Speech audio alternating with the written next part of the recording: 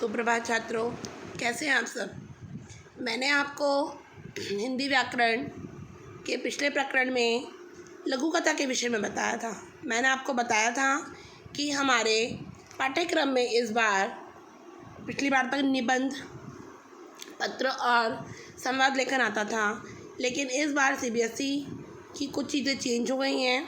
तो इस बार पत्र आएगा, अनुच्छेद आएगा, लघु कथा आएगी और संवाद आएगा।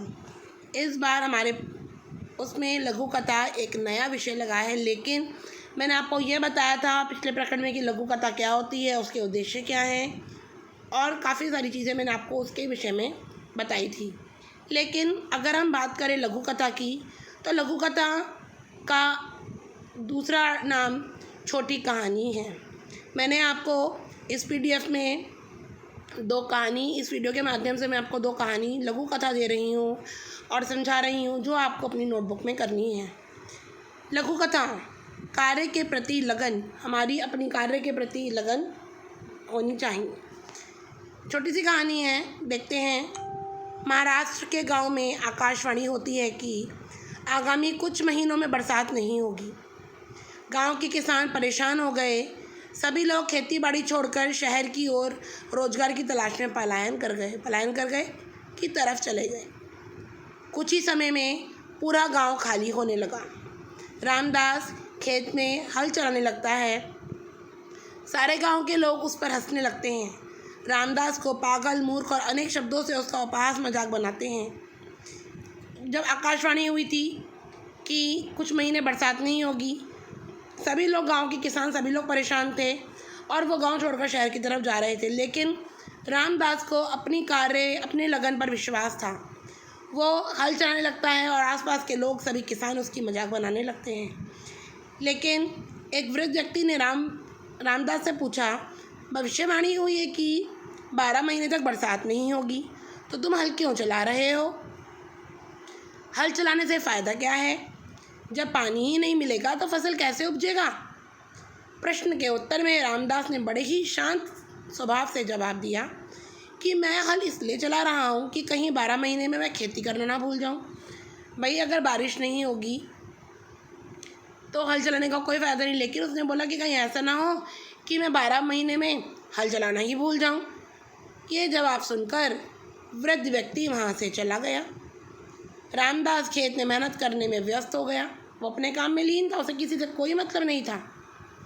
रामदास की बात बादलों ने सुनी और कुछ देर बाद काली घटा गिर कर आ गई और बरसात शुरू हो गई। एक तरफ तो आकाशवाणी हुई कि 12 महीने बरसात नहीं होगी, लेकिन रामदास को अपनी बात पर विश्वास था, अपने लगन पर विश्वास था, मेहनत पर विश्वास था। उसने हल चलाना नहीं छोड़ा। थोड़ी देर बाद काली घटा गिर आई और बरसात शुरू हो गई। सभी लोगों को आश्चर्य हुआ कि भविष्यवाणी हुई थी 12 महीने बरसात नहीं होगी, फिर ये अचानक बरसात कैसे? किसी ने बादल को रोककर पूछा, भविष्यवाणी हुई थी कि 12 महीने बरसात नहीं होगी, फिर ये बरसात कैसे? इस पर बादल ने जवाब दिया कि मैं रामदास के शब्दों से प्रभावित हो गया और मुझे ऐसा लगा कि रामदास अपने कार्य को नहीं छोड़ रहा है। वह 12 महीने का इंतज़ार इसलिए नहीं कर रहा है क्योंकि वह खेती करना ना भूल जाए, इसलिए मैं भी बरस रहा हूँ, कहीं मैं भी 12 महीने मैं भी बरसना ना भूल जाऊँ। तब बादल ने भी उसी के बाद दोहरा दी, कहीं ऐसा ना हो 12 महीने के बाद अगर बरसात हो, कहीं ऐसा ना हो मैं भी बरसना भूल जाऊँ। तो बच्चों, देखा आपने कि एक छोटी सी कार्य के प्रति लगन की एक छोटी सी कितनी सुंदर लघु कथा मैंने आपको सुनाई। और इसकी नैतिक शिक्षा, इससे हमें क्या शिक्षा मिलती है कि कभी भी कार्य के प्रति लगन हो तो सभी कार्य पूरे होते हैं। भगवान भी उसी के साथ हैं जो अपने कार्य को पूरी निष्ठा से करे, पूरी ईमानदारी से करे। आकस्मिक बरसात रामदास की निष्ठा का फल था और उसको अपने कार्य में लगन थी, विश्वास था, इसलिए उसके आगे बरसात को भी घुटने टेकने पड़े और वह भी समय पर हो गई। दूसरी है सबसे बड़ी शिक्षा। बहुत पुराने समय की बात है। एक गंगा तट पर एक ऋषि का आश्रम था। उनके कई शिष्य थे जिनको वे दुनिया भर का ज्ञान देते थे। वह उनको अनेक विधाओं की जानकारी देते थे। उनके सभी शिष्यों में से सबसे अधिक प्रिय 4 शिष्य थे।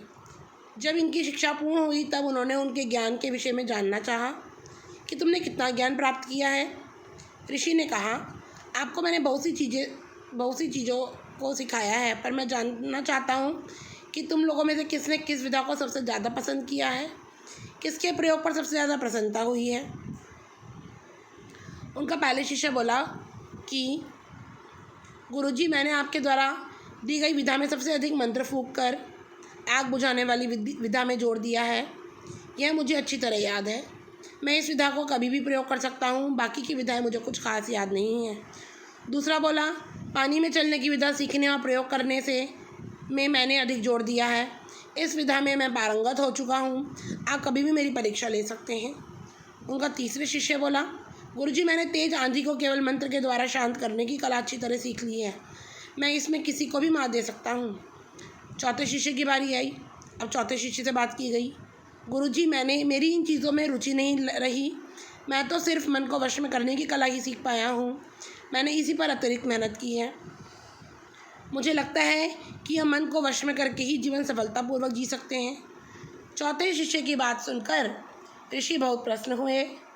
उन्होंने कहा, वास्तव में तुमने सभी शिक्षाओं के जड़ को सीख लिया है। नैतिक सीख, किसी भी विधा में दक्षता हासिल करने के लिए मन की गति को वश में करना परम आवश्यक है।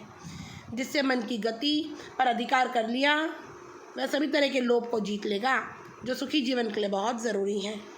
ये थी 2 छोटी लघु कथाएँ जो मैंने आपको एक एग्जाम्पल के तौर पर, उदाहरण के तौर पर दी हैं। बच्चों, पिछले प्रकरण में भी मैंने आपको एक PDF के माध्यम से लघु कथा समझाई थी, जो उसके नोट्स से, और ये दो कहानी और वो पिछली बार वाले जो नोट्स हैं लघु कथा के, ये दोनों PDF मैं आपको 27 तारीख को आपके ग्रुप पर व्हाट्सएप ग्रुप पर दूंगी, जो हमारा व्हाट्सएप ग्रुप है। आपको ये कार्य दोनों PDF का आपको अपनी कॉपी में बहुत सुंदर तरीके से करना है। और पिछले प्रकरण में मैंने आपको अलंकार का भाग 1 बताया था। इसके बाद अगले प्रकरण में हम अपने अलंकार को कंटिन्यू करेंगे। तब तक आप अपना काम पूरा कर लीजिएगा। साई राम।